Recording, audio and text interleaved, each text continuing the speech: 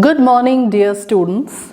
Today I am here to teach you a few topics from the chapter Bricks, Beads and Bones. So today we'll take up the topic first, tracking social differences. Now when we talk about a civilization, we try to know whether the people in that particular civilization had any distinctive features, demarcations in the society, that is the rich people and the poor people. Was there any distinction between the rich and the poor? So for that, if we draw comparison, we see that in case of the Egyptian civilization, we know that the pharaohs, the kings, they were buried under the pyramids, and in their burial they were put in proper coffins, and those coffins were filled with materials, artifacts used by that particular king throughout his lifetime, and people used to imagine that those things will be used even in his afterlife. So let's see whether in Harappan civilization the same thing happened or not. Now, as we know that there are no pyramids found in Harappan civilization, but to see whether there were any social differences, whether there were any rich people, poor people demarcations, the best thing to study was first and foremost the burials, the way the people were buried. So archaeologists have found that by studying the burials, there was nothing special in that. Mostly people were buried in pits, but one remarkable thing was that some of the pits were hollow, while some of the pits had bricks lined in them. Now it is said that archaeologists, after studying one of the pits, one of the burials in a cemetery in Harappa during the 1980s, had found that one particular skeleton had certain jewelry items near his skull. So that jewelry item was consisting of 3 shells, 1 jasper bead and hundreds of micro beads. But again, we see that these are nothing too remarkable, too costly in comparison to the Egyptian civilization. So we see that nothing too costly was sent in the burial or put in the burial along with the dead person. So only a few artifacts, maybe copper mirrors or beads, micro beads, but gold or silver items were not found in the burials. So archaeologists tried to find out, and they're still in the process of finding out, and they have said that there definitely was some distinction in the society. There definitely were rich people and poor people, but two remarkable distinction between these people have not been found in the Harappan civilization so far. So the first thing to study distinction in the society are the burials, and the second thing to study are definitely the artifacts. Now artifacts are the things which were used by the people in those days. It could be the clothes, it could be the utensils, it could be the seals, it could be the jewelry, anything. So archaeologists have distinguished all the artifacts which have been collected so far from the Harappan civilization have been categorized into 2. So the first one is utilitarian and the second one is luxurious. So let's see what is utilitarian artifact. As the name suggests, those artifacts which were used in day-to-day life, and these were made of locally available non-costly material. It could be pottery, it could be normal beads, ordinary beads, it could be flesh rubbers, it could be copper mirrors, it could be pottery. So all these non-costly items were known as utilitarian items. Coming to the luxurious items, as the name suggests, items that might have been used for luxury, that is items made of gold, silver, and another item which has been found in the Harappan civilization is items made of a material called fanes. So what is fanes? It is actually powdered silica or ground silica, which is mixed with gum, and then it is fired to impart some color to it. So it gives a characteristic shine to the items which are made of fanes. So fanes items were categorized as luxurious items. So if we are to distinguish between utilitarian and luxurious items, the points of difference would be utilitarian items were made generally of easily available non-costly materials, whereas luxurious items were made of not easily available and costly materials. Utilitarian items could be saddle querns, it could be pottery, it could be items made of copper mirrors. So these are categorized as utilitarian items. Luxurious items includes items made of fanes, items made of gold, silver, and so on. One more remarkable thing is that utilitarian items have been found in the smaller settlements like Lothal, Chanhudaro, Dholavira, whereas luxurious items have been found more widespread in the larger settlements of the Harappan civilization like Mohenjo-daro, Harappa, and so on. So I'm sure the basic things about social differences, tracking social differences is clear to you all. That is, we study the social differences in a society. The demarcation between the rich and the poor can be studied with the help of two main things according to the archaeologists. One is the study of the burials, another is the study of the artifacts. Coming to the next topic, procuring of materials. So do you think that the Harappan people procured materials from outside, areas outside their own settlement? Yes. The answer is yes, they definitely procured things in and around their surroundings, and they could have procured from outside also, from the areas far away from their settlement. So how did they do that? They could have taken the land route. They might have used bullock carts for that, and they might have used the riverine route, that is with the help of boats. They might have also taken the sea route, that is they might have used boats or may have built small ships. So they might have taken these routes to reach their destination and procure materials from there.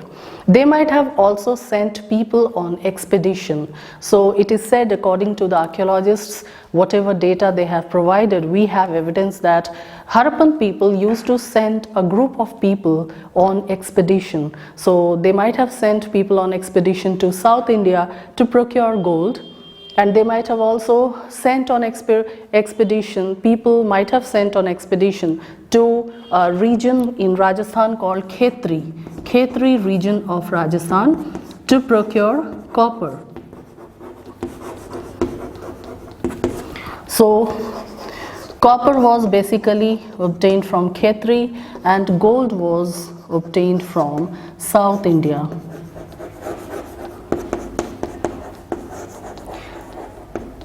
Let us see which all other items were procured and from which place and why.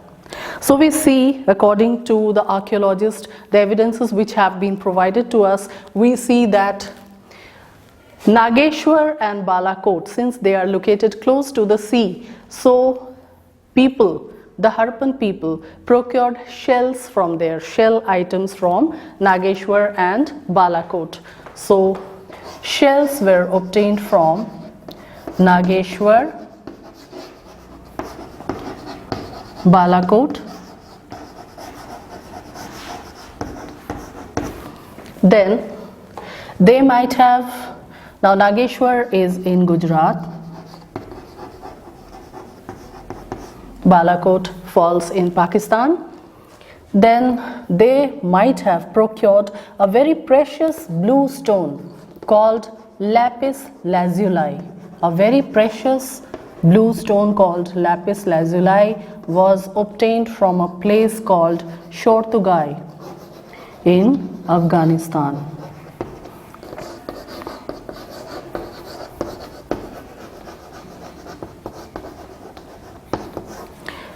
Then they might have procured other things like a red color stone called carnelian, and carnelian might have been obtained from Lothal, which is again in Gujarat. Then they might have obtained a very soft stone called steatite. Steatite, a very soft stone which might have been obtained from both Rajasthan and Gujarat.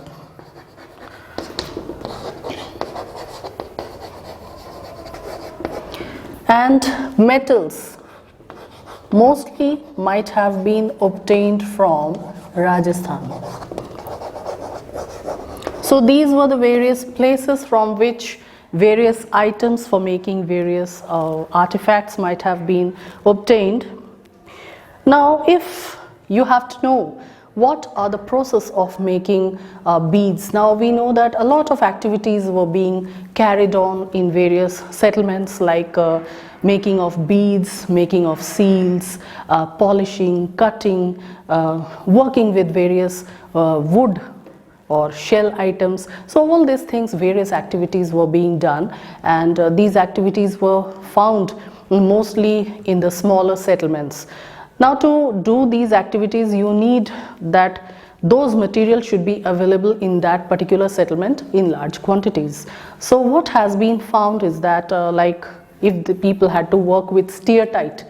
Steatite was a very soft stone. So how did they make beads out of steatite, and how did they give shape to those beads? Now steatite is a very soft stone, and first of all they ground it into powder and they made a paste out of that, and with that they gave various shapes to the beads. Unlike geometrical shapes with hard stones, steatite could be made into various shapes, and then they might have done incisions, they might have done etching on that, they might have done some painting, they might have done some holes on those beads to join those beads together. So various activities just took place, and they might have fired those beads after completion of making of the beads. They might have put it on fire to make it more stronger.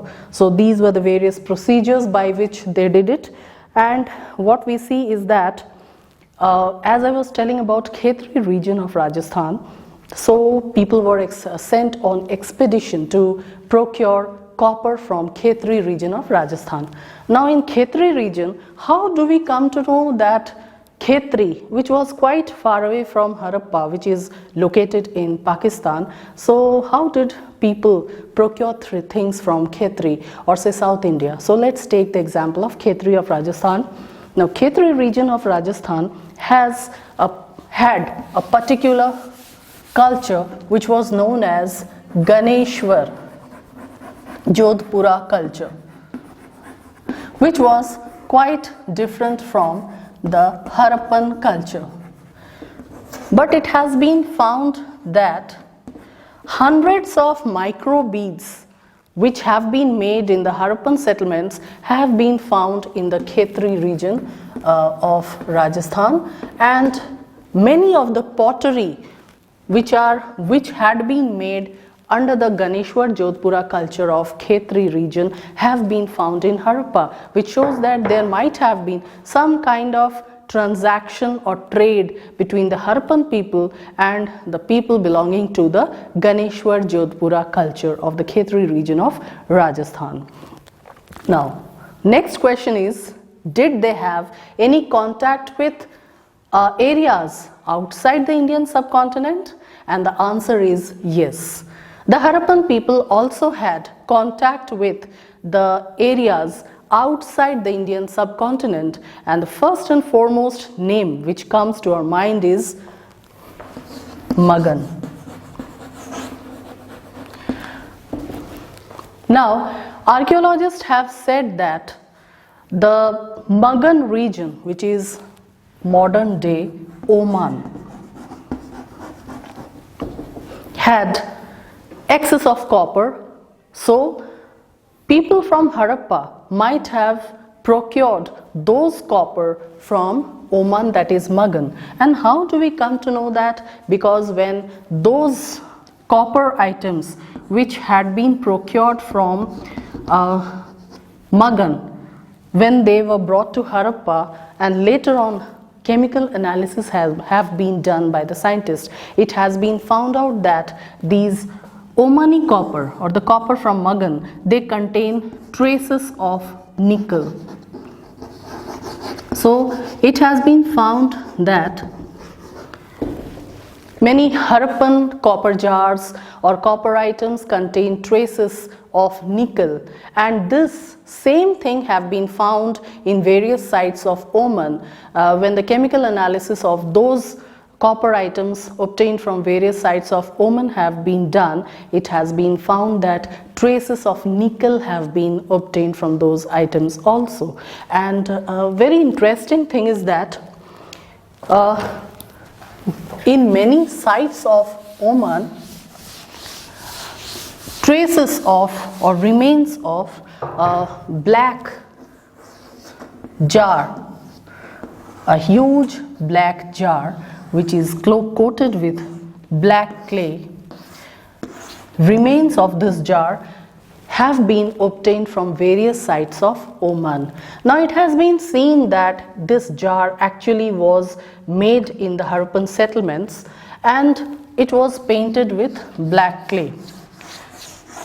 Now the jar is made up of porous material, and as we come to know that it's basically for storing of liquid items.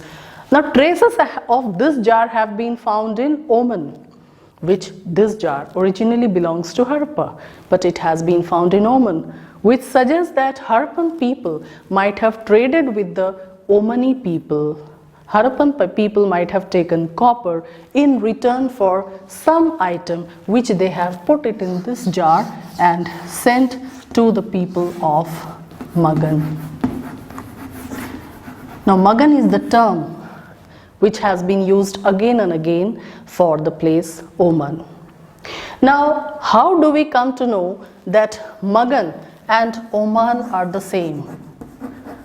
Because when the archaeologists, Indian archaeologists, when they studied the Mesopotamian tablets, they have found that in Mesopotamian tablets also, it has been said that Mesopotamian sites also, the Mesopotamian civilization, they had also obtained various items of copper from a place called Magan. And Magan points to modern day Oman. And surprisingly, those Mesopotamian copper items, when they were done, chemical analysis was done for those items also, it was found that they contained traces of nickel, which shows that Omani copper has traces of nickel, and Omani copper was sent to Harappa also, and Omani copper was sent to Mesopotamia also. So on one hand we see it was sent to Harappan settlements, and on other hand we see that it was sent to Mesopotamia also. Now whatever we come to know is from the Mesopotamian text, because we see that Harappan script is undeciphered till now. Nobody has been able to decipher till now what is written in the Harappan script. So many of the things are still hidden. Whatever information we are gathering today is based on the Mesopotamian text. So Mesopotamian text also mentions one more place called Dilmun. So many of the items in Mesopotamia were obtained from Dilmun, and Dilmun points to modern day Bahrain. So it shows that Dilmun's items from Dilmun were traded with Mesopotamia also and were traded with Harappa also. And one more place finds mention in the Mesopotamian text, that is Meluhha.